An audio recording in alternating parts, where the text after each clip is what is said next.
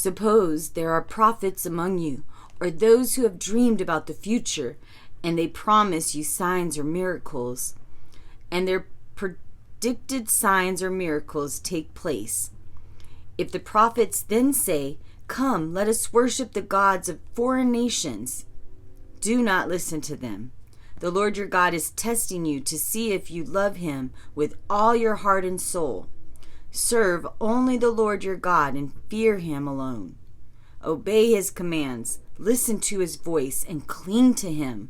The false prophets or dreamers who try to lead you astray must be put to death, for they encourage rebellion against the Lord your God, who brought you out of slavery in the land of Egypt.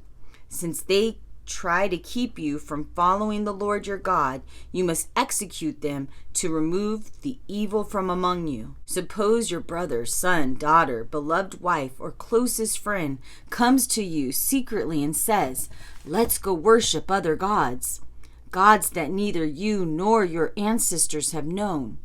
They might suggest that you worship the gods of peoples who live nearby or who come from the ends of the earth.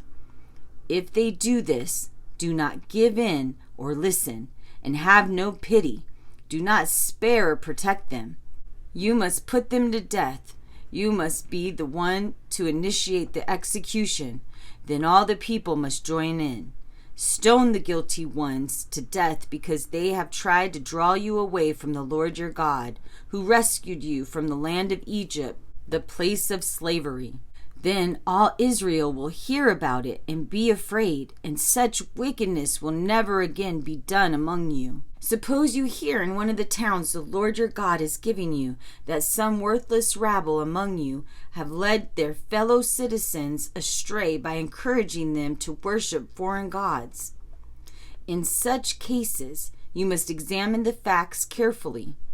If you find it is true and can prove that such a detestable act has occurred among you, you must attack that town and completely destroy it, all its inhabitants, as well as all the livestock. Then you must pile all the plunder in the middle of the street and burn it. Put the entire town to the torch as a burnt offering to the Lord your God. That town must remain a ruin forever. It may never be rebuilt. Keep none of the plunder that has been set apart for destruction. Then the Lord will turn from his fierce anger and be merciful to you. He will have compassion on you and make you a great nation, just as he solemnly promised your ancestors.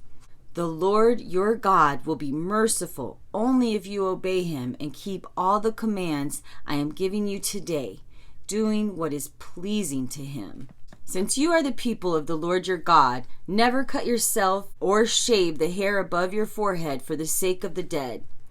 You have been set apart as holy to the Lord your God, and he has chosen you to be his own special treasure from all the nations of the earth. You must not eat animals that are ceremonially unclean. These are the animals you may eat: the ox, the sheep, the goat, the deer, the gazelle, the roebuck, the wild goat, the ibex, the antelope, and the mountain sheep. Any animal that has split hooves and chews the cud may be eaten, but if the animal doesn't have both, it may not be eaten. So you may not eat the camel, the hare, or the rock badger. They chew the cud, but do not have split hooves. And the pig may not be eaten, for though it has split hooves, it does not chew the cud. All these animals are ceremonially unclean for you. You may not eat or even touch the dead bodies of such animals. As for marine animals, you may eat whatever has both fins and scales. You may not eat, however, marine animals that do not have both fins and scales. They are ceremonially unclean for you. You may eat any bird that is ceremonially clean.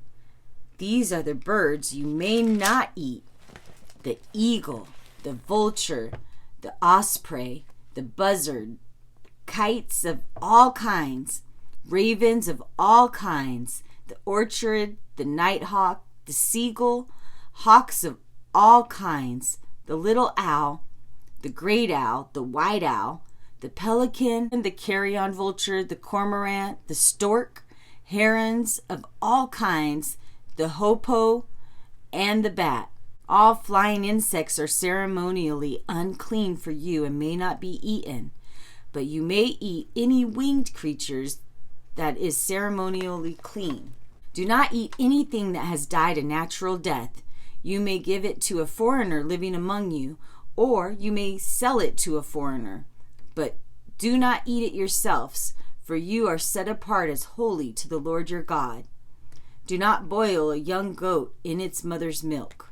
You must set aside a tithe of your crops, 1/10 of all the crops you harvest each year. Bring the tithe to the place the Lord your God chooses for his name to be honored, and eat it there in his presence. This applies to your tithes of grain, new wine, olive oil, and firstborn males of your flocks and herds. The purpose of tithing is to teach you always to fear the Lord your God.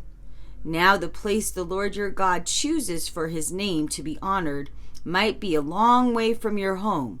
If so, you may sell the tithe portion of your crops and herds and take the money to the place the Lord your God chooses. When you arrive, use the money to buy anything you want, an ox, a sheep, some wine, or beer. Then feast there in the presence of the Lord your God and celebrate with your household. And do not forget the Levites in your community, for they have no inheritance as you do. At the end of every 3rd year, bring the tithe of all your crops and store it in the nearest town. Give it to the Levites who have no inheritance among you, as well to the foreigners living among you, the orphans, and the widows in your towns, so that they can eat and be satisfied. Then the Lord your God will bless you in all your work. At the end of every 7th year, you must cancel your debts. This is how it must be done. Creditors must cancel the loans they have made to their fellow Israelites. They must not demand payment from their neighbors or relatives, for the Lord's time of release has arrived. This release from debt, however, applies only to your fellow Israelites, not to the foreigners living among you. There should be no poor among you, for the Lord your God will greatly bless you in the land he is giving you as a special possession. You will receive this blessing if you carefully obey the commands of the Lord your God that I am giving you today. The Lord your God will bless you as he promised. You will lend money to many nations, but will never need to borrow. You will rule many nations, but they will not rule over you. But if there are any poor people in your towns when you arrive in the land the Lord your God is giving you, do not be hard-hearted or tight-fisted towards them. Instead, be generous and lend them whatever they need. Do not be mean-spirited and refuse someone a loan because the year of release is close at hand. If you refuse to make the loan and the needy person cries out to the Lord, you will be considered guilty of sin. Give freely without begrudging it, and the Lord your God will bless you in everything you do. There will always be some among you who are poor. That is why I am commanding you to share your resources freely with the poor and with other Israelites in need.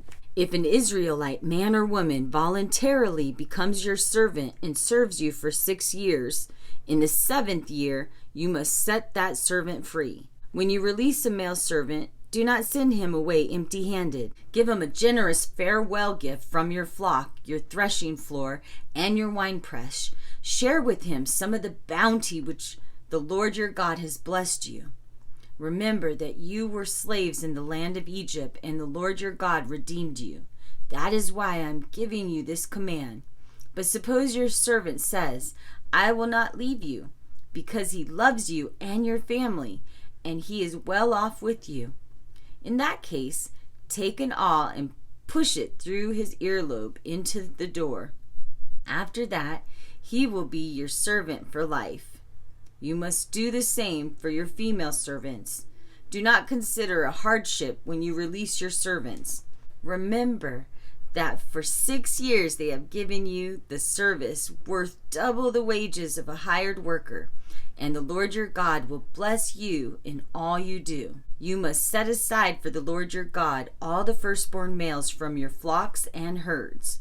Do not use the firstborn of your herds to work your fields, and do not shear the firstborn of the flocks. Instead, you and your family must eat these animals in the presence of the Lord your God each year at the place he chooses.